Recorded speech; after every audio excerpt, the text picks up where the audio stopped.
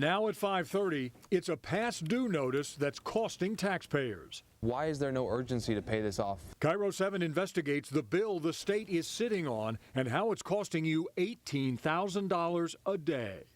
A local mother and thousands of other home health care workers sued the state for back wages and won a years-long legal battle. But even months after the ruling, the state still hasn't paid, and each day it waits, taxpayers are billed. Cairo 7's Nick McGurk found out the state will not settle that debt until next year.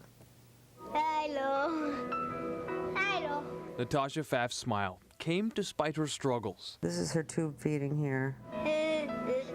Pfaff was born with a rare brain abnormality that caused serious degenerative health complications. This is about when she was 18. By 18, her condition was getting worse and she required constant care. Natasha's mother, Maureen, decided to nurse her at home. In return, Maureen became a state contractor and earned $10 an hour. I never, as a mom, had a chance to go have a career like other moms. I was dedicated to my daughter.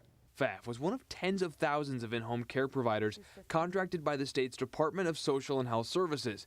She says she and others actually saved the state money. The state would have an enormous bill if those parents were not doing that job.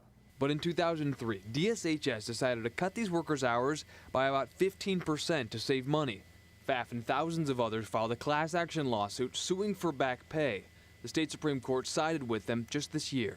In-home healthcare providers were awarded $57 million, but we obtained new DSHS documents and found taxpayers could be on the hook for $87 million because of added interest. Every day the settlement isn't paid, the state owes another $18,781 in interest. I'd totally be outraged. I mean, this is money that's being flushed down the toilet.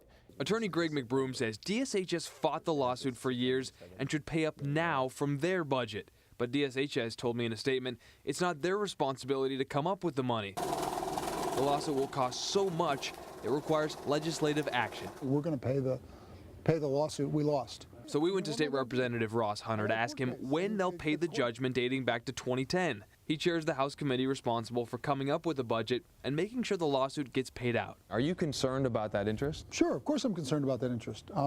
The question is, when can the legislature act? Hunter says the only way legislators could act sooner than January when they convene is if the governor calls them into session earlier. Why is there no urgency to pay this off sooner?